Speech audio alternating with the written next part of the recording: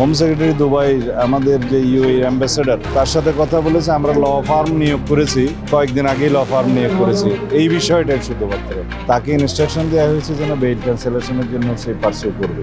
এটা আমি খবর পেয়েছি, তাকে অন কন্ডিশন এখানে তার ইউএই লিভ না করার শর্তে বেইল দিয়েছে। কি কি শর্ত আমি সার্টিফাইড কপিটা জোগাড় করতে বলেছি, এবং আমাদের যে ল ফার্ম নিয়োগ হয়েছে তাদেরকে আমরা ইনস্ট্রাকশন দিয়েছি যেন এই বেইল ক্যান্সেলেশনের জন্য তারা পার্সিউ করে।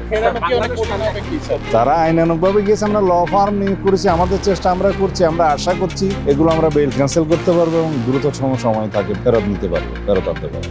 বাংলাদেশ সরকারের সাথে সংযুক্ত আরব আমিরাতের সরকারের যোগাযোগ চলছে এবং কাগজপত্র আদান প্রদান হয়েছে। তারা কিছু তথ্য আমাদের কাছ থেকে স্পেসিফিক জানতে চেয়েছে স্বরাষ্ট্র মন্ত্রণালয় এবং পররাষ্ট্র মন্ত্রণালয়ের কাছ থেকে, সেটা আমরা তাদেরকে সরবরাহ করেছি। কাজ চলছে, আমরা আশা করছি খুবই শীঘ্রই এই অভিযুক্ত আসামিকে বেনাজিরকে ঢাকায় বাংলাদেশে ফিরিয়ে এনে তার বিচার কাজ এখানে আমাদের এখানে তাকে ফেরত পাওয়ার জন্য যে আমরা প্রচেষ্টা চালাচ্ছি, এর কোনো সংঘাত তো আমি দেখি না।